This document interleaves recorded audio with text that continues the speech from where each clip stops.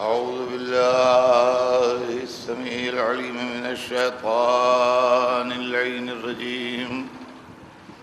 بسم الله الرحمن الرحيم. الحمد لله رب العالمين، والصلاة والسلام على سيدنا وشفيعنا قاسم محمد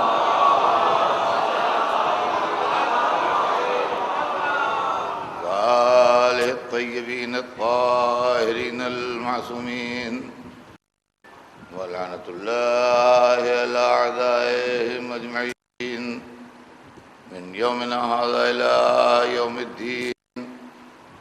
أما بعد، فقد قال الله سبحانه تبارك وتعالى في كتابه المبين وهو أصدق الصادقين: ولا تلبسوا الحق بالباطل وتكتموا الحق وأنتم تعلمون. صلوات دیجئے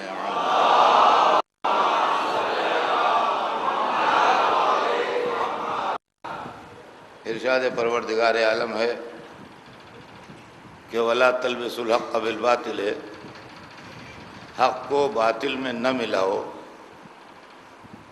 وتکتموا الحق، اور حق کو نہ چھپاؤ، وانتم تعلمون، جبکہ تم جانتے ہو.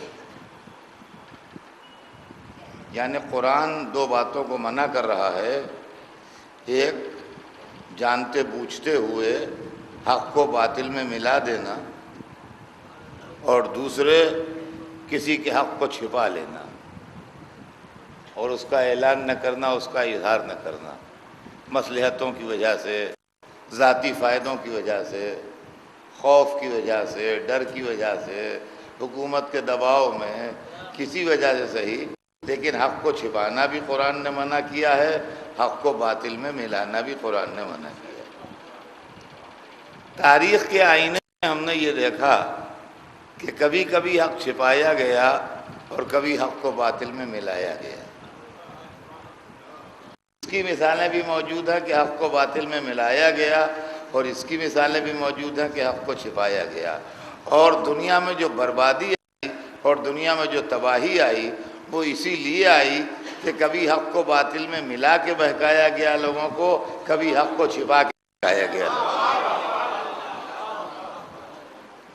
یہ مسئلہ درپیش ہے. میں اس عشاء مبارکہ میں جو چیز آپ کی خدمت میں عرض کر رہا ہوں، میرا دستور ہے، آپ حضرات واقف ہیں، کہ پہلی مجلس میں میں اپنے سبجیکٹ کا انٹروڈکشن دیتا ہوں کہ مجھے کیا پڑھنا ہے. تو آج میں اپنے سبجیکٹ کا انٹروڈکشن کر دوں کہ مجھے پڑھنا کیا ہے. دیکھیے میاں، غور طلب یہ ہے کہ دنیا میں سینکڑوں کام ایسے ہوتے ہیں جو پولیٹیکلی موٹیویٹڈ ہوتے ہیں. سچائیاں کچھ ہوتی ہیں، سیاست اسے کچھ کا کچھ بنا دیتی ہے. حقیقتیں کچھ ہوتی ہیں، بیان وہ کسی طرح کیا جاتا ہے. پھر اس کے علاوہ نظریات جو ہیں، وہ جس کے جیسے نظریات ہوں، اس کی فکر ان نظریات کی حامل ہوتی ہے اور ان نظریات کو وہ پیش کرتا ہے. میں بار بار یہ بات ان مجلسوں میں پڑھ چکا ہوں گزشتہ عشروں میں کہ تاریخ سے آپ تاریخ کا کام لیجئے، تاریخ سے کریکٹرائزیشن کا کام نہ لیجئے. جو جس کا کام ہے وہ اس سے کام لیجئے. الیکٹریشین سے آپ بجلی ٹھیک کرائیے، لیکن اگر دیوار میں کریک آ گیا ہے تو الیکٹریشین بس کی بات نہیں ہے اس کو ٹھیک کرنا. اس کے لیے انجینئر سے پوچھئے کہ اس میں کیا کرنا چاہیے. یہاں مشکل یہ آ پڑی ہے کہ یہ شہرت ہو گئی ہے کہ مورخ کا قلم آزاد ہوتا ہے. غور کیجیے گا، شہرت یہ ہے دنیا میں کہ مورخ کا قلم آزاد ہوتا ہے. جناب، مورخ کا قلم آزاد ہوتا ہے، مورخ کا قلم آزاد ہوتا ہے. یہ ایک اتنا بڑا جھوٹ ہے یہ اتنا بڑا فریب ہے کہ اس سے بڑا فریب شاید دنیا میں کسی کو نہ دیا گیا ہو کہ مورخ کا قلم آزاد ہوتا ہے۔ مورخ کا قلم آزاد و آزاد نہیں ہوتا، یہ محض شبہ ہے آپ کا کہ مورخ کا قلم آزاد ہوتا ہے۔ جو حکومتیں آل محمد کے گلوں کے ساتھ انصاف نہ کر سکیں، صلوات بھیج دیں محمد۔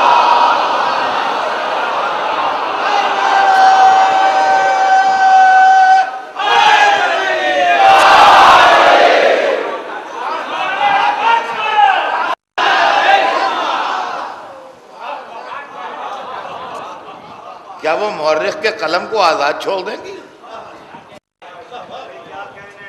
کیسی بھولی بھولی باتیں ہیں۔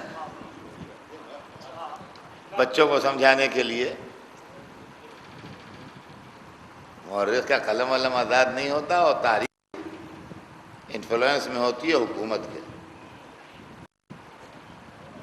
تاریخ انفلوئنس میں ہوتی ہے حکومت کے۔ ہمارے ایک دوست تھے حیدرآباد میں، باقر امانت خانی صاحب، بہت بڑے شاعر تھے، مرثیہ گو تھے، بڑے مشہور بزرگ تھے میرے، مگر محبت فرماتے تھے۔ ان کا ایک شعر مجھے یاد ہے کہ جس زمانے میں حیدرآباد جاتا تھا، اس زمانے میں انہوں نے کہا تھا تاریخ کے اوپر اس سے اچھا شعر میں نے نہیں سنا کہ جہاں میں کام سیاست کا کر گئی تاریخ، جہاں میں کام سیاست کا کر گئی تاریخ، جدھر تھی دولت دنیا ادھر گئی تاریخ۔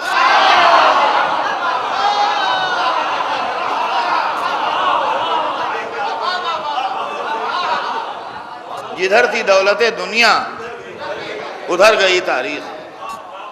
تو تاریخ جو ہے وہ تو دولت دنیا کی طرف جاتی ہے۔ اب ہم آپ کو اس کی سینکڑوں مثالیں دنیا کی دے سکتے ہیں، اور یہ وہ مثالیں ہیں کہ جو آپ کی دیکھی ہوئی ہیں، آپ کی دیکھی ہوئی مثالیں۔ ایک ہی واقعہ ہوتا ہے، دریا کی اس پار سے دیکھیے تو اور دکھائی دیتا ہے، اس پار سے دیکھیے تو اور دکھائی دیتا ہے۔ اب میں آپ کو مثال دے دوں اسی ہندوستان کی۔ سن 1857 میں ہندوستان میں انگریزوں نے آن کے قبضہ کیا، اور اس وقت مختلف مقامات کے اوپر، دہلی میں، جھانسی میں، لکھنؤ میں، اور بہت سی جگہوں کے اوپر، میرٹھ میں، جنگ آزادی لڑی لوگوں نے۔ آزادی خواہوں نے اپنی جانیں دیں، مقابلہ کیا انگریزوں کا۔ ان کے پاس طاقت زیادہ تھی، ان کی اسٹریٹجی مضبوط تھی، ان کے پاس ہر چیز وسائل زیادہ تھے، یہ منتشر تھے، پریشان تھے۔ اس وقت انہیں کامیابی نہ ملی، تو تاریخ نے اس واقعے کو غدر لکھا، جس کو عوام غدر کہتے ہیں، صحیح تلفظ اس کا غدر ہے۔ تاریخ نے اس واقعے کو غدر لکھا، سمجھے آپ؟ یہ لفظ غدر جو ہے، غدر کے نام سے 1947 تک مشہور رہا۔ غدر لکھا گیا، غدر پڑھا گیا، غدر بولا گیا، سب کچھ غدر رہا۔ اس لیے غدر رہا کہ برسر اقتدار حکومت کے خلاف بغاوت کی تھی لوگوں نے۔ لیکن جب ہندوستان آزاد ہو گیا تو اسی کا نام جنگ آزادی ہو گیا، اور اب یہ ہو گیا کہ نہیں، اپنے حق کے واسطے لڑے تھے ایک غاصب طاقت سے، تو غاصب طاقت سے لڑنے والے مجاہد آزادی ہیں، غدار نہیں ہیں۔ تو عزیزان گرامی، یہ تو ہم آپ کو آپ کے ملک کی مثال دے رہے ہیں، آپ کے ہندوستان کی مثال دے رہے ہیں کہ جب تک انگریز برسر اقتدار رہے اس وقت تک اس واقعے کو غدر کہا گیا، اور جس دن سے انگریزوں کا اقتدار ہندوستان سے ختم ہو گیا اس دن سے وہ واقعہ جنگ آزادی ہو گیا۔ تو عزیزان گرامی، کیا ہمیں حق اس کا نہیں پہنچتا کہ تاریخ اسلام میں جو واقعات ہوئے ہیں ہم ان کو اثر نو سروے کریں اور یہ دیکھیں کہ اس کے اندر حق کدھر ہے اور باطل کدھر ہے؟ کہیں ایسا تو نہیں ہے کہ اس کے اندر سیاسی اثرات کام کر رہے ہوں، کہیں ایسا تو نہیں ہے کہ لوگ پولیٹیکلی موٹیویٹڈ ہوں، کہیں ایسا تو نہیں ہے کہ اس کے اندر اصلیت کچھ اور پروپیگنڈا کچھ کر دیا گیا ہو۔ لہذا ضرورت اس بات کی ہے کہ اس زمانے میں ہم اثر نو اس کی تحقیق کریں کہ کیا ہو رہا ہے۔ دیکھیے آل محمد کے ساتھ جو سلوک ہوا وہ دنیا کی تاریخ میں کسی کے ساتھ نہ ہوا ہے نہ ہوگا۔ دنیا میں کسی مشن کے لیے، کسی مقصد کے لیے جب کچھ لوگ زحمتیں اٹھاتے ہیں، تکلیفیں جھیلتے ہیں، پریشانیاں اٹھاتے ہیں، قید و بند، قتل و غارت گری، مصیبت سب اٹھاتے ہیں، اگر وہ مشن کامیاب ہو جاتا ہے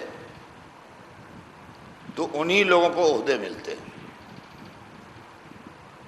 انگریز جب ہندوستان پر چھا گئے اور انہوں نے ہندوستان کی حکومت پر قبضہ کر لیا تو کچھ ہندوستانیوں نے انگریزوں کے خلاف تحریک شروع کی۔ وہ تحریک زور پکڑتی گئی، وہ تحریک طاقت پکڑتی گئی، فائرنگ بھی ہوئی، جیل میں بھی رہے، لاٹھی چارج بھی ہوا، قید کی سزائیں بھی ہوئیں، 3 برس کی جیلیں بھی لوگوں نے کاٹیں، سب کچھ ہوا۔ لیکن ہوتے ہوتے ہوتے ہوتے ہوتے آخر میں ایک دن وہ آیا کہ ہندوستان آزاد ہو گیا۔ جب ہندوستان آزاد ہو گیا تو وہی لوگ جو جیلوں میں رہے تھے، وہی لوگ جن کے گھر کے لوگ مارے گئے تھے، وہی جن پر لاٹھی چارج ہوئے تھے، وہی جنہوں نے ستیہ گرہیں کی تھیں، اور وہی جن کو بھوکا پیاسا رکھا گیا تھا، تکلیفیں دی گئی تھیں، مال چھینا گیا تھا، ان کی جائیدادیں اور پراپرٹیاں ضبط کی گئی تھیں، ان کے سامان چھینے گئے تھے، انہی کو عہدے ملے۔ اس ملک میں کوئی پرائم منسٹر ہوا، کوئی کیبنٹ منسٹر ہوا، کوئی گورنر ہوا، کوئی پریزیڈنٹ ہوا، کوئی وائس پریزیڈنٹ ہوا، کوئی کچھ ہوا، کوئی کچھ ہوا، کوئی سفیر ہوا، کوئی وزیر ہوا، سارے وہ مجاہد آزادی جو تھے ان کو عہدے ملے۔ اور اس وقت میں ان لوگوں نے منہ چھپایا جنہوں نے فائرنگ کی تھی،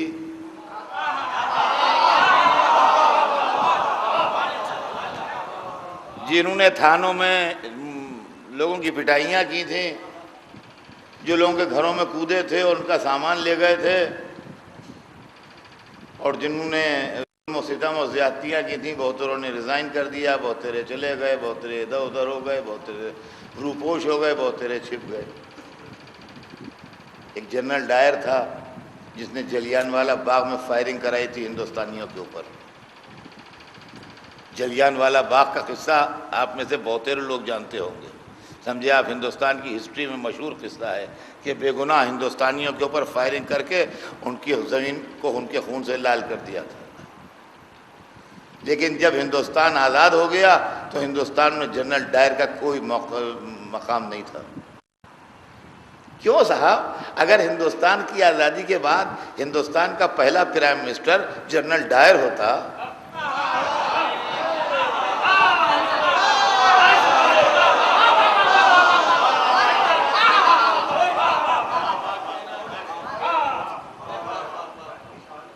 تو کم از کم اتنا تو سوچئے کہ تاریخ نے کہاں پر ٹھوکر کھائی جو یہ ہو گیا۔ تاریخ نے کہاں پر ٹھوکر کھائی جو یہ ہو گیا۔ کبھی اتنا تو خیال فرمائیے۔ اس لیے کہ آل محمد جنہوں نے زحمتیں اٹھائیں، جنہوں نے تکلیفیں اٹھائیں، جنہوں نے غم برداشت کیے، کیا کچھ نہیں ہوا ہے؟ سرور کائنات کے خاندان والوں کے ساتھ کیا سلوک نہیں ہوا؟ شاب ابو طالب میں محصور رہے، سوشل بائیکاٹ ہوا، کھانا پینا بند رہا، پانی اور کھانے کی تکلیف رہی 3 برس تک، پتھر مارے گئے، وطن سے نکالے گئے، نازیبا کلمے کہے گئے، قید کیے گئے، کلمہ گویوں کو رسیوں میں اور لوہوں کی زنجیروں میں جکڑ کے جلتی ہوئی مکے کی دھوپ میں لٹا دیا گیا۔ جو لوگ جا چکے ہیں حج کرنے وہ جانتے ہیں، جنہوں نے گرمیوں میں حج کیا ہے یا جو لوگ سعودی عرب میں جاو واب کے سلسلے میں رہے ہیں وہ جانتے ہیں کہ مکے کی دھوپ کیا چیز ہوتی ہے۔ میں نے بھی حج گرمیوں میں کیا تھا، مجھے گرمیوں کے حج کا اندازہ ہے کہ مکے کی دھوپ کیا ہوتی ہے۔ سائنٹیفکلی اس کی وجہ ہمیں معلوم ہے۔ ہندوستان جو ہے ذرا کھسکا ہوا ہے تو سورج ادھر ذرا ترچھا گزرتا ہے ادھر سے، تو شعائیں جو ہیں سورج کی ترچھی پڑتی ہیں ہندوستان کے اوپر، تو یہاں دھوپ میں وہ گرمی نہیں ہوتی۔ مکے کے بالکل اوپر سے سورج گزرتا ہے تو شعاعیں بالکل سیدھی پڑتی ہیں، اس لیے دھوپ میں گرمی بہت تیز ہوتی ہے، ایسا لگتا ہے جیسے اندر جسم کی اتری جا رہی ہیں سوئیاں گرمی میں۔ اس گرمی میں تپتے ہوئے پتھروں پر زنجیر میں جکڑ کے لٹا دیے جاتے تھے لوگ اور نیزوں سے کوچے جاتے تھے، صرف اس خطا پر کہ وہ اللہ کو ایک کہہ رہے تھے۔ کسی کا مال نہیں چرایا تھا انہوں نے، کسی پر ظلم نہیں کیا تھا انہوں نے، کسی کو قتل نہیں کیا تھا انہوں نے، کسی کو برا نہیں کہا تھا انہوں نے، صرف اتنی سی خطا تھی، وہ کہتے تھے لا الہ الا اللہ محمد رسول اللہ۔ اس خطا کے اوپر ان کو کوچا جاتا تھا اور کبھی کبھی ایسے کاری نیزے لگ جاتے تھے کہ وہ مر جاتے تھے۔ چنانچہ جناب عمار یاسر کے ماں باپ دونوں اسی تکلیف کے عالم میں رحلت فرما گئے، ان کو شہادت نصیب ہوئی۔ تو عزیزان گرامی، یہ حضرت بلال رسول اللہ کے مؤذن، ان کو یہی سب تکلیفیں دی گئیں۔ وہ زندہ بچ گئے وہ ایک الگ بات ہے، لیکن ان مصیبتوں سے وہ گزرے، اور تاریخ کے اندر بہترے نام ہیں کہ جو اس طریقے کی زحمتیں اٹھا چکے۔ لیکن لطف کی بات یہ ہے کہ جب اسلام کے پاس اقتدار آیا اور دولت آئی اور حکومت بنی اور وہ تحریک کامیاب ہوئی تو وہی لوگ جو یہ کام کر رہے تھے وہی برسر اقتدار ہو گئے اور آل محمد کو قتل کیا جانے لگا۔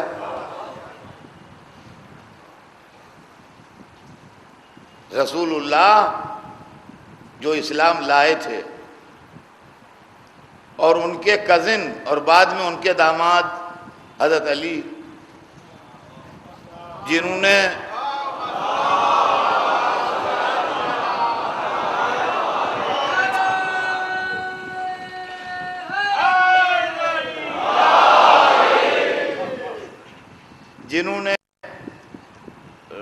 ان کی ہر قدم پر نصرت کی تھی اور دعوت عشیرہ میں ان کی نصرت کا وعدہ فرمایا تھا، اور شب ہجرت اپنی جان بیچ کے ان کے بستر پر سوئے تھے اور ہر لڑائی میں سر ہتھیلی پر رکھ کے ان کی طرف سے لڑے تھے۔ رسول کے دوسرے بھائی کزن، سگے تو تھے نہیں حضور کے کوئی بھائی، کزن تھے، تو دوسرے کزن حضرت جعفر، جنہوں نے اسلام کی پہلی ہجرت کی، ہجرت اولیٰ جو ہوئی ہے مسلمانوں کی وہ جناب جعفر کی سربراہی میں ہوئی حبشہ کی طرف، جو جنگ موطا میں اسلام کی طرف سے لڑے اور علمداری کی اور لڑتے لڑتے جام شہادت نوش فرمایا۔ رسول کے چچا حمزہ جو رسول اللہ کے ہر قدم پر ناصر و مددگار رہے، ہر قدم پر رسول اللہ کی نصرت و مدد کی انہوں نے، اور رسول اللہ کی طرف سے میدانوں میں آئے، رسول اللہ کی طرف سے کافروں سے مکے میں مقابلے کیے، اور مدینے میں جب تشریف لائے تو جنگ بدر میں لڑے، جنگ احد میں جام شہادت پیا۔ یہ سب رسول کے خاندان والے ہی تو تھے۔ رسول اللہ کے دوسرے کزن عبیدہ جو رسول اللہ کی نصرت و مدد فرماتے رہے اور جنگ بدر میں جام شہادت نوش کیا جنہوں نے۔ رسول اللہ کے سب سے بڑے چچا ابو طالب جنہوں نے اپنی آغوش میں سرکار دو عالم کو پالا اور مکے کی زندگی میں کافروں سے بچاؤ کرتے رہے آپ کا، اور آپ کی حیات مبارک کو ایک فانوس کے طریقے سے بن کے انہوں نے شمع حیات رسول کی حفاظت کی۔ یہ لوگ سب ایک ہی خاندان کے تھے، ایک ہی گھرانے کے تھے، ایک ہی گھرانے کے لوگ تھے، سب چچا بھتیجے، ایک ہی دادا کی اولاد تھے، سب عبد المطلب کی اولاد تھے، سب سمجھے آپ یہ۔ اور ادھر دوسری طرف جو اپوزیشن تھا اس میں ابو سفیان کے خاندان نے رسول اللہ سے ہر دفعہ لڑائی لڑی، رسول اللہ کو شاب ابو طالب میں محصور رکھا، رسول اللہ کے قتل کے لیے سازش کر کے گھر گھیرا، بدر کے میدان میں لشکر لے کے گئے، احد کے میدان میں لشکر لے کے گئے، خندق کے میدان میں لشکر لے کے گئے۔ حمزہ جب شہید ہوئے تو ابو سفیان کی بیوی نے ان کا کلیجہ چبایا اور میت کی توہین کی۔ یہ سب کافروں کے فیور میں تھے، بتوں کے فیور میں تھے، یہ اللہ کے فیور میں تھے۔ رسول اللہ کے ساتھ ہی جیتتے تھے. تو یہ اللہ کی طرف سے لڑ رہے تھے, وہ کعبے کے بتوں کی طرف سے لڑ رہے تھے, لیکن اللہ نے کامیابی اپنے رسول اور ان کے ساتھیوں کو دی اور وہ ناکام ہوئے جو مخالف تھے. یہ کون سا انقلاب آیا کہ رسول اللہ کے 50 برس پورے ہونے سے پہلے رحلت کے اسی ابو سفیان کا پوتا تو امیر المومنین و خلیفۃ المسلمین ہو گیا, اور رسول کا نماسا اس قابل ہو گیا کہ 3 دن کا پیاسا مار ڈالا جائے. عزیزان گرامی, کیا 1400 برس سے عالم اسلام کی آنکھیں نہیں کھلی ہیں جو اس مسئلے پر غور کرے کہ یہ سانحہ کیا ہے؟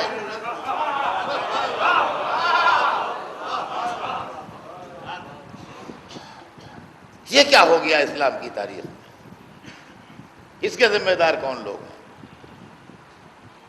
کون سے سوسائٹی اور کون سا معاشرہ اس کا ذمہ دار ہے جو یزید کو تخت حکومت پر بٹھا دیتا ہے اور حسین کو شہید کر دیتا ہے؟ جب تک رسول زندہ ہیں, جب تک نقشے کچھ اور ہیں, جب رسول چلے گئے جب نقشے کچھ اور ہیں, جب تک رسول زندہ ہیں اس وقت تک فاطمہ کے دروازے پر سلام ہو رہا ہے. رسول دروازے پر بیٹی کے کھڑے, السلام علیکم یا اہل بیت النبوہ و معدن الرسالہ, یہ اہل بیت نبوت و معدن الرسالہ تم پر سلام ہو. اور آواز دے رہے ہیں کہ بیٹی اجازت ہے کہ باپ گھر میں آئے. یہ ہے ہسٹری, ہے تاریخ. جو بے اجازت قاب قوسین تک چلا جائے تو فاطمہ کے در پر کہہ رہا ہے بیٹی اجازت ہے باپ گھر میں آئے. یہ تہذیب خاندان رسالت ہے, اور بیٹی کے جواب بھی تاریخ کے اندر ہے. وہ بھی ہے الحمدللہ کہ وہاں سے جواب دیتی تھیں کہ آئیے بابا تشریف لائیے, البیت بیتک والامۃ امتک, کہ بابا تشریف لائیے, یہ آپ ہی کا گھر ہے اور میں آپ کی کنیز ہوں, تشریف لائیے. یہ بیٹی جواب دیتی تھی باپ کو.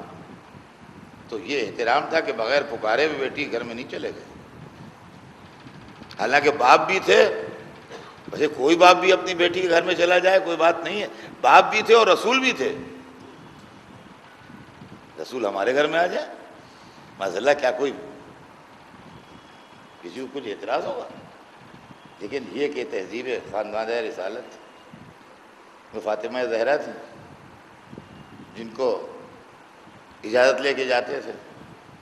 جب سفر میں جانے لگتے تھے سب سے آخر میں فاطمہ سے ملنے آتے تھے, اور جب واپس آتے تھے سب سے پہلے بیت الشرف فاطمہ میں جاتے تھے.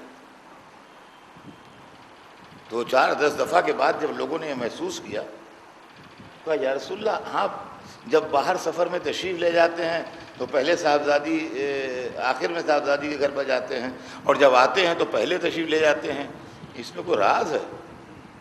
کہا ہاں, اس میں راز یہ ہے کہ میں چاہتا ہوں میرے اور فاطمہ کے درمیان فراق کا وقفہ جتنا کم ہو اتنا اچھا ہے.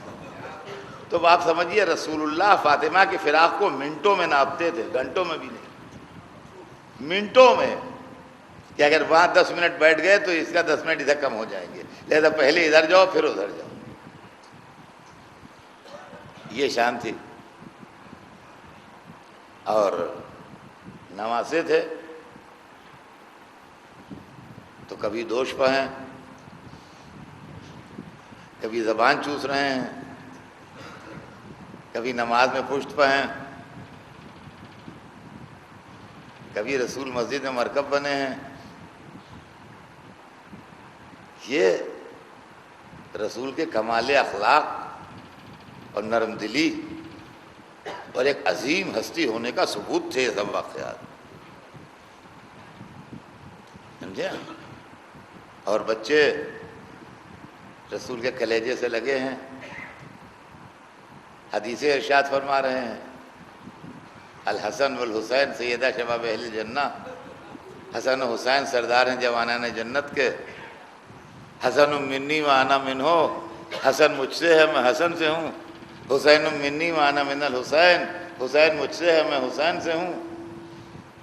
اور عزیزان گرامی، یہ وہ منزل ہے کہ جو ہر ایک کے حصے میں نہیں آئی. جو حسنین کے حصے میں جو عزت آئی وہ ہر ایک کے حصے میں نہیں آئی.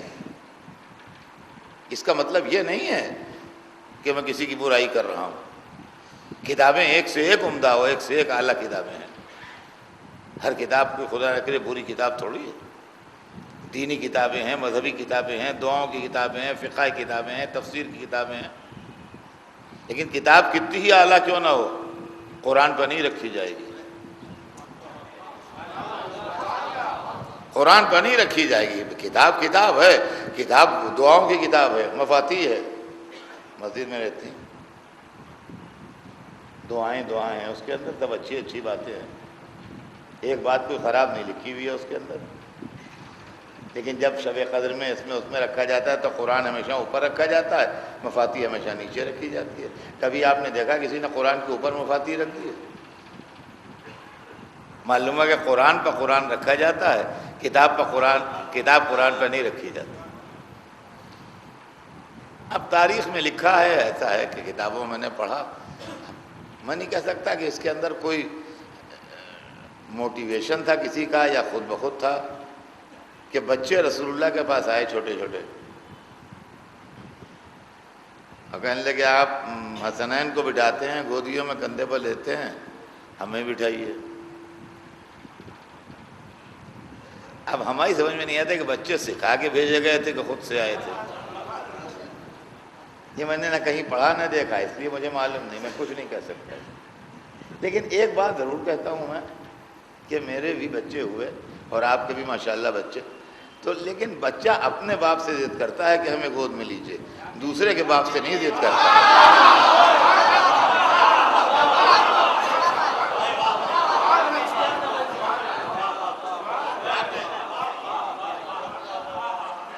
دیکھیے ہر صاحب اولاد کو اس کا تجربہ ہوگا. جب چھوٹے چھوٹے ہوتے ہیں تو وہ آپ سے آپ کا بچہ ضد کرے گا، یا پوتا نواسا ہے، آپ اس ایج میں ہے کہ آپ کے ماشاءاللہ پوتے نواسے پوتیاں نواسیاں ہیں، تو وہ آپ سے ضد کریں گے کہ ہمیں گود میں لے لیجیے. ہمارے پاس نہیں آئیں گے کہ ہمیں گود میں لے لیجیے. سمجھے آپ؟ ان کا مولانا صاحب ہیں، آؤ سلام کرو، ہاتھ چومو، مصافحہ کرو، وہ سب کر لیں گے جو آپ کہتے جائیں گے. لیکن گودی میں ضد نہیں کریں گے کہ ہم ان کی گودی میں جائیں گے. وہ گودی میں جائیں گے آپ ہی کی. یہ بچوں کی فطرت تو یہی ہے بھائی. اب ہو سکتا ہے مکے کے بچے تھے، ان کی فطرت کچھ اور.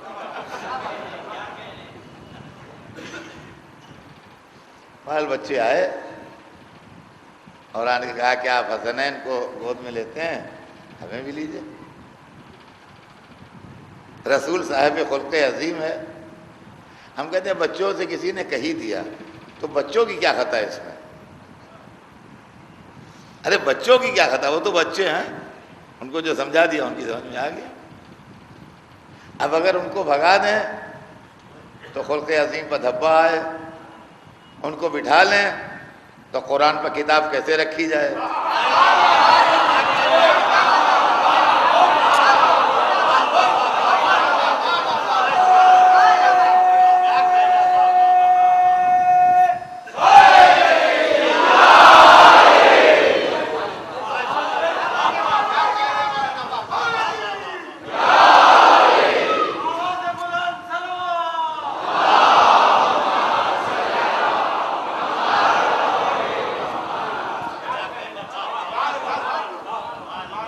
اب کیا کیا جائے؟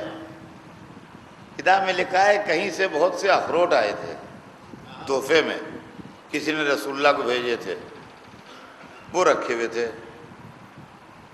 ہم نے مسکرا کے بچوں کو دیکھا، کہنے لگے ہماری گودی میں بیٹھو گے کہ اخروٹ کھاؤ گے؟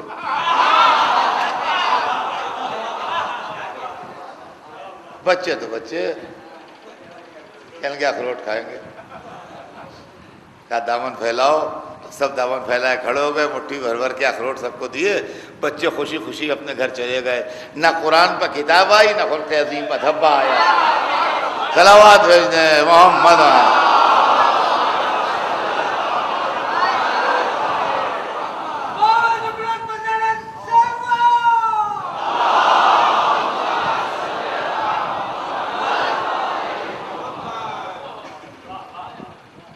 تو عزیزان گرامی، یہ رویہ تھا حسنین کے ساتھ رسول اللہ کا.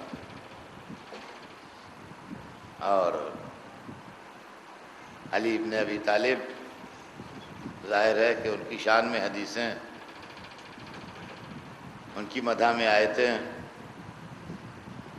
رسول اللہ کی ان سے گفتگو، علی منی وانا منہ، علی مجھ سے ہے میں علی سے ہوں، انا مدینۃ العلم و علی بابھا، میں علم کا شہر ہوں، علی اس کا دروازہ ہے.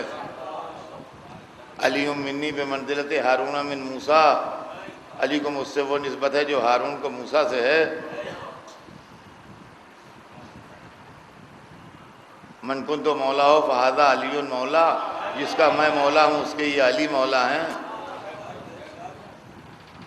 حدیثیں ہیں. یہ سب کچھ رسول اللہ کی زندگی تک تھا، اور حیات رسول کے بعد یہی فاطمہ ہیں جو دربار میں کھڑی ہیں، یہی علی و حسنین ہیں جن کی گواہی رد ہو رہی ہے، یہی علی ہیں جن کے خلاف ممبروں پر جملے کہے جا رہے ہیں، یہی حسن ہیں جن کو ہوتے ہوئے دوسرے کے ہاتھ پر بیعت ہو رہی ہے، یہی حسین ہیں کہ جو کربلا میں 3 دن کے بھوکے پیاسے شہید کیے جا رہے ہیں. تو سوال یہ پیدا ہوتا ہے کہ یہ لوگ جو ہیں، جو میں نے نام لیے، دیکھیے بڑی مصیبت کی بات یہ ہے کہ عالم اسلام میں معاملات کو الجھانے کے لیے کچھ عجب چیزیں بات رائج ہو گئی ہیں. اس میں تیرے میرے کی بات کیا ہے؟ یہ ہستیاں مولا علی، جناب فاطمہ، امام حسن، امام حسین، یہ کسی کی پھرا پڑتی ہیں؟ یہ کسی کی جائیداد ہیں؟ معاذ اللہ علیہ باللہ، میرے منہ میں خاک، یہ کسی کی ملکیت ہیں؟ یا یہ کہ آج جو یہ مجمع بیٹھا ہوا ہے، سیدوں کی ان سے نسلی رشتہ داری تو ہے، وہ ٹھیک ہے، لیکن ڈائریکٹ کسی کا رشتہ ہے کہ بھئی یہ ہمارے چچا ہیں، یہ ہمارے ماموں ہیں، یہ ہمارے پھپھا ہیں، یہ ہمارے خالو ہیں. 1400 برس پہلے کے کیریکٹر، 1400 برس بعد والوں سے ان کا لینا دینا کیا ہے؟ لیکن سوال یہ پیدا ہوتا ہے کہ یہ رسول اللہ کے گھر کے لوگ تھے کہ نہیں تھے؟ اب جب ہم تاریخ میں پوچھتے ہیں کہ ہم یہ بات جانتے ہیں اور اتنا ہمارے کلیجے میں سمائی ہے کہ یہ ضروری نہیں ہے کہ اچھے باپ کا بیٹا بھی اچھا ہو، یہ ضروری نہیں ہے کہ اچھے دادا کا پوتا بھی اچھا ہو، یہ ضروری نہیں ہے کہ اچھے نانا کا نواسا بھی اچھا ہو، اتنا ہم بھی سمجھتے ہیں. لیکن اگر یہ لوگ، یہ بزرگ جو رسول اللہ کے قریبی رشتہ دار تھے، اچھے نہیں تھے تو تاریخ نے ان کا کوئی جرم بتایا ہے؟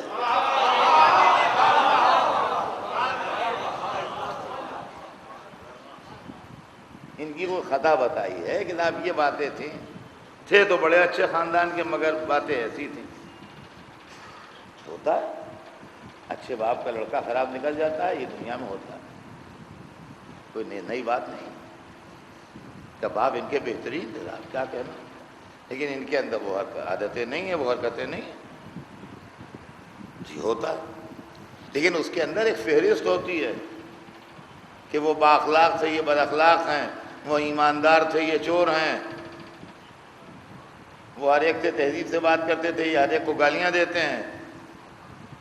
بس کچھ تو ہوتا ہے جب لوگ خلاف ہوتے ہیں، وہاں کچھ بھی نہیں ہے. جب کچھ بھی نہیں ہے تو آل امیہ کی محبت میں آل محمد کو چھوڑ دینا کہاں کی دانش مندی ہے؟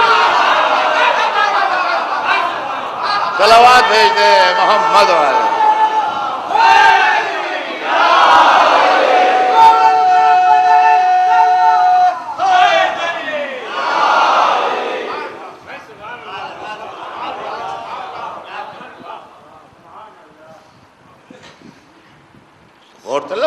دیکھیے اس کے اندر جذباتی ہونے کی ضرورت نہیں ہے.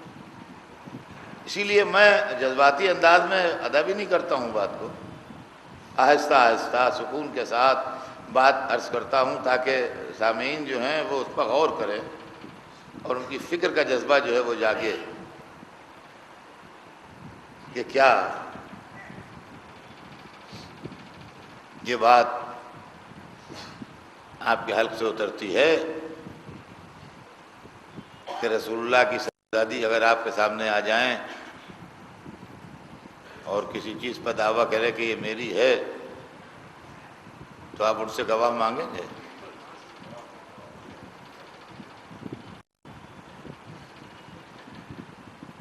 آپ اپنے دل میں سوچیے، کیا آپ کے اندر اتنا کلیجہ ہے، ہمت ہے؟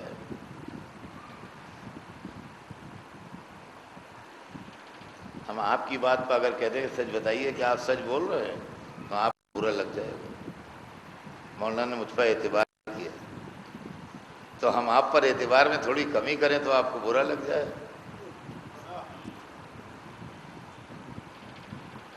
اور جس کے لیے سیدۃ نساء اہل الجنہ کا لفظ رسول استعمال کریں کہ جنت کی عورتوں کی سردار ہے، اس سے یہ سوال ہو، کیسی بات ہے؟ کیسا لگتا ہے آپ؟ حضرت علی زندگی بھر رسول کے ساتھ رہے، رسول کے صحابی تھے، رسول کے کزن تھے، رسول کے داماد تھے. ان کو 70 برس تک ممبروں کو برا کہا گیا. ایک دو دن نہیں، 70 ایئرس، 70 برس میں 3 جنریشنز آ جاتی. سمجھے؟ ٹرن اوور ہو جاتا ہے 3 جنریشن سے 70 برس پورے کہے گئے. جو پیدا ہوا تھا اس وقت جب علی کو برا کہا جانا شروع کیا گیا تھا، جب وہ 70 برس کا بڈھا بیٹھا ہوا تھا ممبر کے نیچے، تب بھی علی برے کہے جا رہے تھے.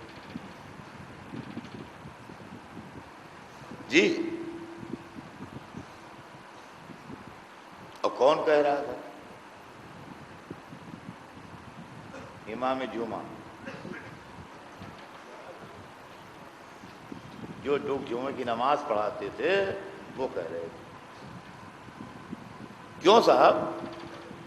ہم آپ سے انصاف سے پوچھتے ہیں کہ امام جمعہ جو ہوتا ہے وہ سوسائٹی کا معمولی آدمی نہیں ہوتا ہے. امام جمعہ سوسائٹی کا ایک پڑھا لکھا آدمی ہوتا ہے، ایک عالم آدمی ہوتا ہے جو جمعے کی نماز کی قیادت کرتا ہے، جمعہ پریئر لیڈ کرتا ہے. امام جمعہ معمولی ایسا ویسا آدمی نہیں ہوتا ہے. اور جو آدمی جمعے کے دن نماز پڑھاتا ہے عالم، وہ بقیہ ہفتے کے 6 دن جو ہوتے ہیں یا تو کہیں درس دیتا ہے، یا کوئی کتاب لکھتا ہے، یا حدیث بیان کرتا ہے، یا تفسیر بیان کرتا ہے، اسی طرح کے مذہبی کام کرتا ہے. وہ سبزی نہیں بیچتا ہے.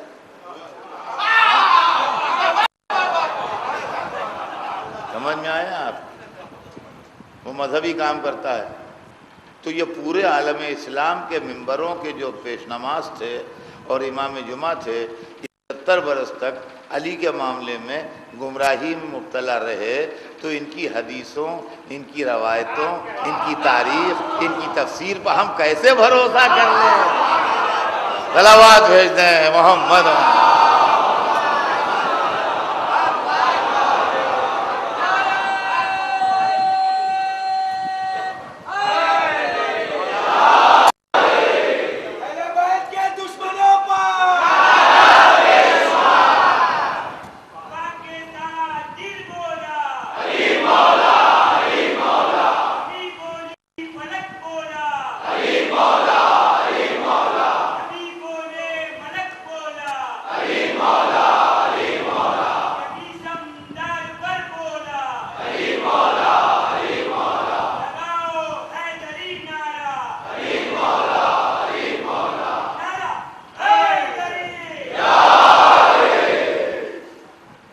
عزیزان گرامی یہ بھی آپ سمجھ لیجئے، یہ میرا اپنا عقیدہ ہے، جس کا چاہے مانے جس کا چاہے نہ مانے، کہ مجلسوں میں جو نعرے حیدری لگتے ہیں یہ اسی کی صدائے بازگشت ہے جو اللہ کی طرف سے آ رہی ہے۔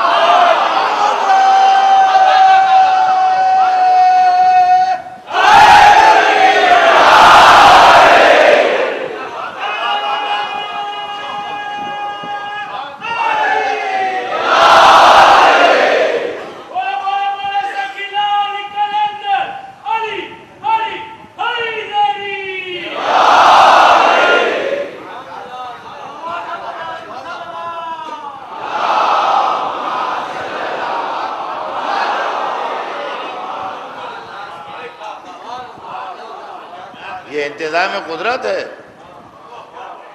کہ جو ایک قوم کو پیدا کر دیا کہ وہ علی علی کر رہی،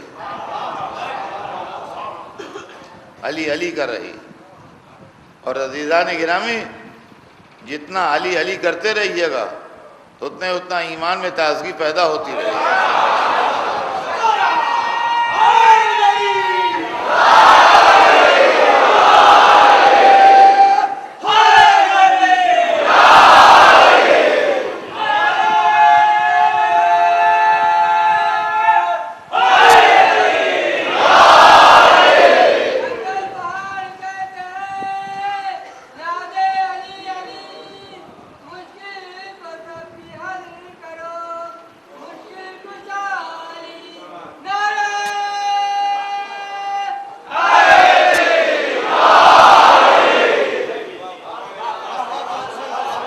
تو اب جو یہ نظریہ ہے کہ آپ وہاں تو جائیے وہ تو علی علی کرتے ہیں وہاں مجلس میں، یہ کہاں کی فکر آ گئی آپ میں؟ اور یہ کون سا نظریہ ہے جو دبے اندر آ رہا ہے کہ علی علی علی علی؟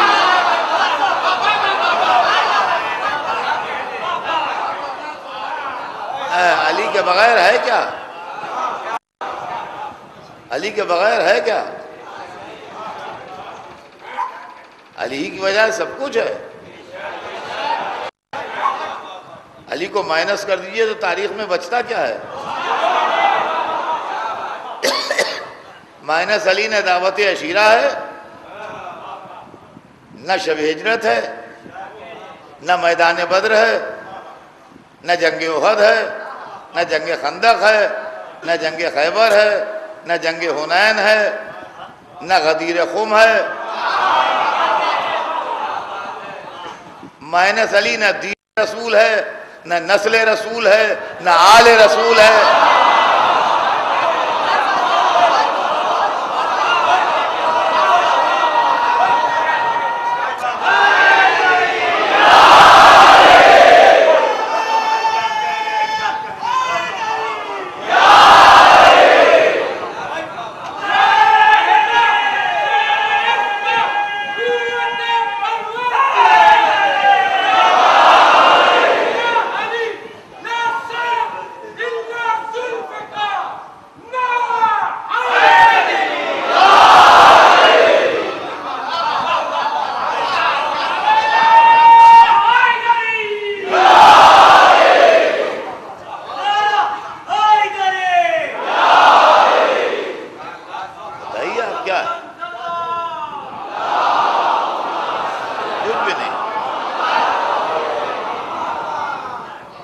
سناٹا ہے یہاں سے وہاں تک، اور رہ گیا کہ ان کا ہاں وہ ہے عمل نہیں پڑھتے ہیں۔ بھائی یہ موقع ہوتا ہے پڑھتے ہیں، ایسی بات نہیں ہے، کوئی وہ نہیں ہے کہ عمل سے کوئی دشواری ہے، وہ ہے ہم خود پابندی سے نماز پڑھتے ہیں الحمدللہ، ایسی بات نہیں ہے۔ لیکن یہ کہ یہ بتائیے آپ کہ وہ جو جمعے پڑھے گئے جن میں علی کو برا کہا گیا، ان کی قیمت کیا ملے گی اللہ کی؟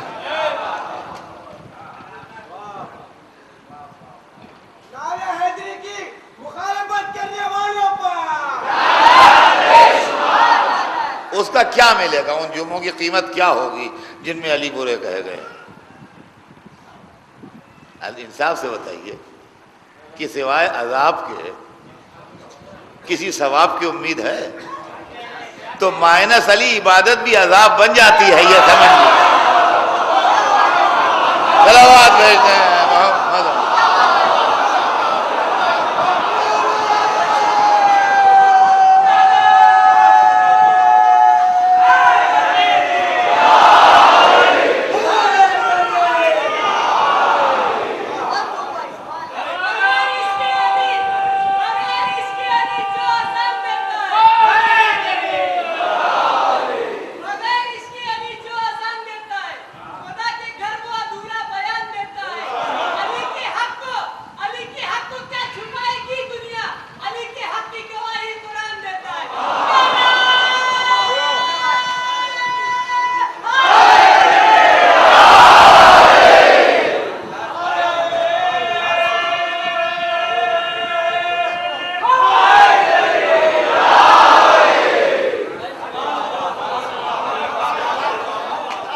تو عزیزان گرامی مسئلہ جو ہے جس نے تم کو پکارا نہیں، یا علی جس نے تم کو پکارا نہیں، ان کی کشتی ہے لیکن کنارہ نہیں، ان کی کشتی ہے لیکن کنارہ نہیں. گھوم کے میدان میں ممبر بنا کے بولے نبی، یہ ممبر علی کا ہے تمہارا نہیں، یہ ممبر علی کا ہے تمہارا نہیں. پر محمد وال محمد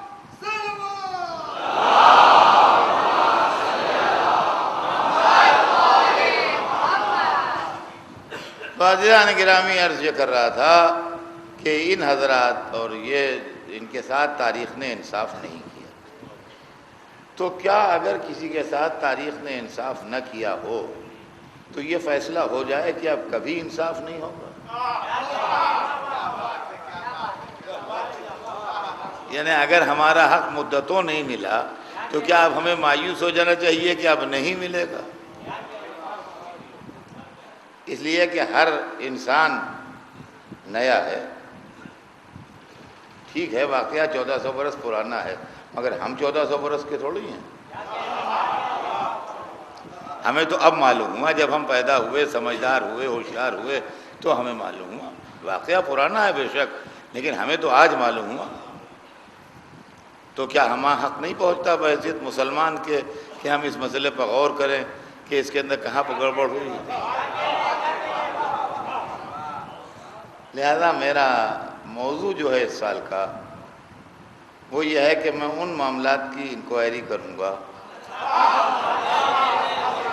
اور ان معاملات کی تحقیق کروں گا جو آل محمد کے خلاف حکومت کے زیر اثر، اقتدار کے زیر اثر، دولت کے زیر اثر، طاقت کے زیر اثر واقعات ہوئے ہیں.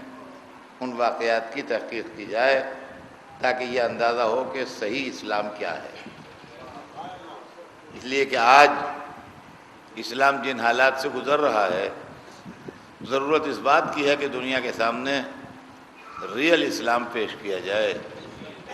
اور جب تک آپ دنیا کے سامنے اہل بیت کا اسلام پیش نہیں کریں گے اس وقت تک لوگوں کو شکایتیں رہیں گی. اس لیے کہ حکومت کا اسلام اسلام نہیں ہے، ملوکیت ہے. اور ہم نے حکومت کا اسلام اسلام نہیں ہے، ملوکیت ہے. لہذا اسلام اگر پیش کرنا ہے تو رسول و آل رسول ہی والا اسلام پیش کرنا ہوگا، کردار والا اسلام پیش کرنا ہوگا. آپ وہ سا اسلام اگر پیش کریں گے جو بے گناہوں کو قتل کر دیتا ہے، سروں کے مینار بنا دیتا ہے، انسانوں کو موت کے گھاٹ اتار دیتا ہے، تو لوگوں کو نفرت ڈیولپ ہوگی اور کچھ نہیں ہوگا. آپ وہ اسلام پیش کیجئے جو پیاسے دشمن کو پانی پلاتا ہے. عزیزان گرامی، حسینی اسلام پیاسے دشمن کو پانی پلانے کا نام. یزیدی اسلام 6 مہینے کے پیاسے بچے کو تیر مار دینے کا نام. دونوں واقعات ایک ہی تاریخ کے ہیں. وہی کربلا کے واقعے میں حر کے لشکر کو سیراب کرنا بھی شامل ہے اور اسی کربلا کے واقعے میں علی اصغر کی نازک گردن پر تیر کا پڑنا بھی شامل ہے. تو عزیزان گرامی، یہ کیریکٹر اور کیریکٹر کی بات ہے، نظریے اور نظریے کی بات ہے. حسین کا قافلہ منزل اشراف کے قریب تھا جب آپ کے ساتھیوں میں کسی نے نعرہ تکبیر بلند کیا تو دوسرے نے پوچھا کہ کیا ہے؟ کہا ہم کسی بستی کے قریب پہنچ رہے ہیں، دور سے ہمیں درختوں کی پھنگیاں دکھائی دے رہی ہیں۔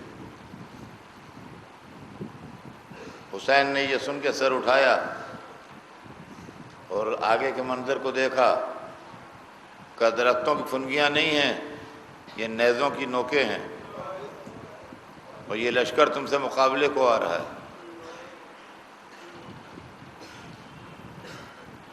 اور آہستہ آہستہ جب لشکر قریب آتا گیا تو منظر صاف ہوتا گیا۔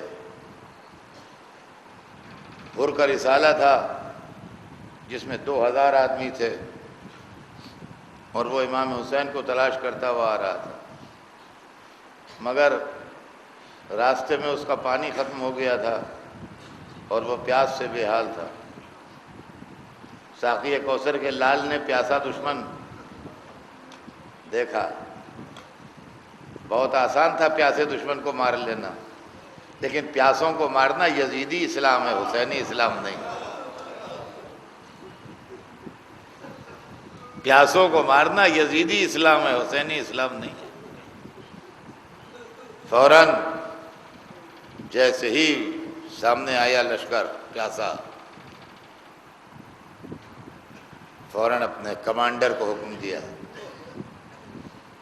جو ان کا چھوٹا بھائی بھی تھا اور ان کی فوج کا سردار بھی تھا، کہا ان کو سیراب کرو، بلا شرط، انکنڈیشنل، بغیر کوئی بات کیے ہوئے سب سے پہلے ان کو پانی پیش کیا گیا۔ وہ پانی پیتے رہے، ان کی پیاس بجھتی رہی۔ انہی میں ایک شخص تھا جو اتنا پیاسا تھا کہ وہ کہتا ہے کہ مجھے پانی دیا جاتا تھا، اس کا نام تاریخ نے مہاجر ابن اوس لکھا ہے۔ مہاجر ابن اوس کہتا ہے کہ مجھ کو مشق دی گئی، میں نے گھبرا کے اس طرح مشق کھولی کہ سارا پانی بہہ گیا بوکھلاہٹ میں، اور میں پی نہ سکا۔ تو حسین کے خادم نے مجھے دوسری مشق دی، میں اتنا پیاس کی شدت میں بوکھلایا ہوا تھا کہ اس کا پانی میں نے بہا دیا اور وہ پانی میں پی نہ سکا۔ تو کہتے ہیں ایک بزرگ کرسی پہ بیٹھے ہوئے تھے، یہ منظر دیکھ رہے تھے، وہ اٹھے، انہوں نے ایک مشق اٹھائی، اپنے ہاتھ سے اس کا رسمہ کھولا اور بڑے پیار سے مجھے پانی پلایا۔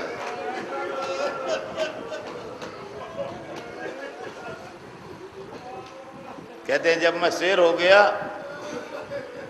اور میرے ہوش حواس درست ہوئے اور میرے اوپر سے وہ بے قراری کی کیفیت ختم ہوئی، تو میں نے ایک شخص سے پوچھا کہ یہ کون صاحب ہیں، جو ادھر کرسی پہ بیٹھے ہیں، یہ کون بزرگ ہیں، کون ہیں؟ کہا ہے تم انہیں نہیں پہچانتے؟ یہی تو حسین ابن علی ہیں، یہ نواسۂ رسول ہیں۔ کہا انہوں نے تو مجھے پانی پلایا تھا۔ کیوں عزیزوں؟ پہلی محرم کو جس نے پانی پلایا ہو ہر کے لشکر کو، 10ویں محرم کو وہ اپنے 3 دن کے پیاسے بچے کو لیے کھڑا تھا۔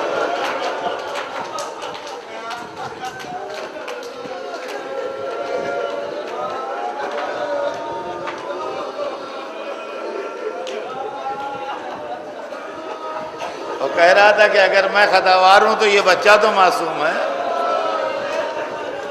اس کو پانی پلا دو۔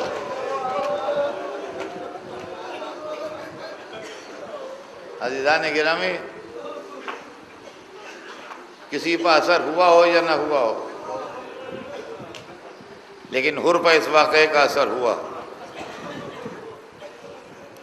اور عاشور کے دن سویرے وہ دشمنوں سے اپنے سارے رشتے توڑ کے اپنے جوان بیٹے کو ساتھ لیے ہوئے امام کی خدمت میں آ گیا،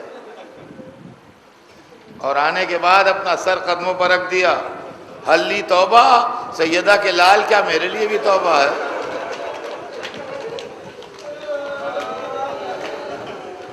کیا کوئی میرے لیے توبہ کی گنجائش ہے؟ عجب انداز میں توبہ قبول ہوئی۔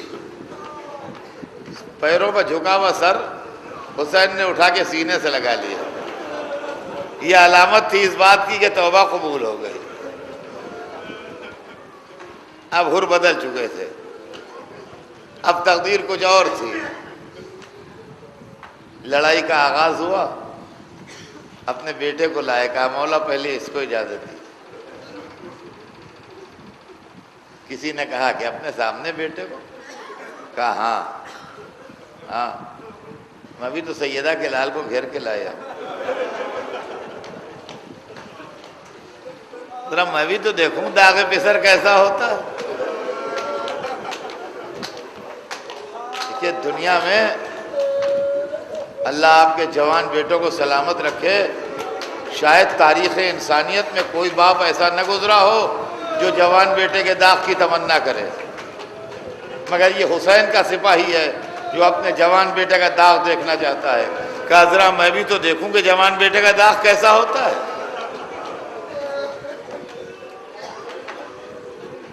ہاتھ جوڑ کے خوشامد کر کے اس نے اجازت لے ہی لی، اور تاریخ بتاتی ہے بہادر باپ کا بہادر بیٹا اس شان سے لڑا کہ دشمن کے چھکے چھڑا دیے۔ لڑتے لڑتے جب زخمی ہوا تو امام کو نہیں پکارا، باپ کو آواز دی، اور باپ تیزی سے بیٹے کی آواز پر گیا بھی، لیکن چونکہ عاشور کا سویرا تھا، ابھی حسین تازہ دم تھے، وہاں جو گیا تو دیکھا حسین پہلے سے موجود ہے،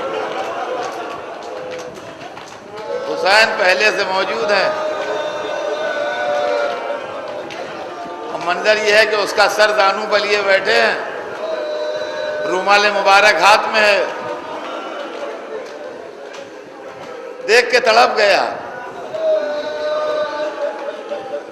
ارے یا ابا عبداللہ آپ تشریف لے آئے، اے مولا آپ نے زحمت کی، آپ کیوں آ گئے؟ کہا سبحان اللہ، تو ہمارا مہمان ہے، ہم نہ آئیں گے تو کون آئے گا؟ اور جب اس کا بیٹا حسین کو دیکھتے دیکھتے داخل جنت ہو گیا تو باپ نے ابا کے دامن گردانے، حسین نے اندازہ کیا، کہا کیا ارادہ ہے؟ کہا کچھ نہیں مولا، یہ میت وہاں تک لے جاؤں۔ کہا تو لے جائے گا تو ہم کاہے کے لیے آئے ہیں؟ کہا ارے آقا آپ، کہا ارے ہور کہیں باپ بیٹے کا لاشا اٹھاتا ہے، تیرے بیٹے کا لاشا میں اٹھاؤں گا، میں کہوں گا ہور شرط وفائی ہے کہ عصر عاشور کو آنا، ایک جوان کی میت پڑی ہے، ایک بوڑھا باپ کمر تھامے بیٹھا ہے، اے حسین کہیں باپ بیٹے کا لاشا اٹھا۔